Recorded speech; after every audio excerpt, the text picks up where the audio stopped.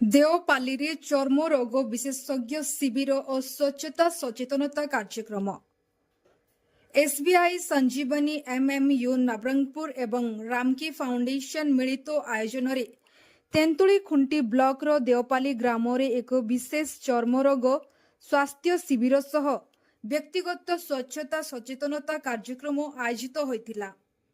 एही कार्यक्रम रे ग्रामवासी विद्यालय और हॉस्टेल छात्र छात्री माने मध्य जोग देइतिले। शिविर रे मोट 157 जनक स्वास्थ्य परीक्षा करा जाइथिबा बेले 176 जनक ठारे विभिन्न प्रकार चर्म रोग और चर्म संक्रमण चिन्हट होइतिला। एसबीआई संजीवनी एमएमयू रो डॉक्टर सौरभ मेहर एवं तेंदुलीखुंटी सीएचसी डॉक्टर किशन हेरे रोगी मानकु परीक्षा करी आवश्यक चिकित्सा और परामर्श प्रदान करथिले।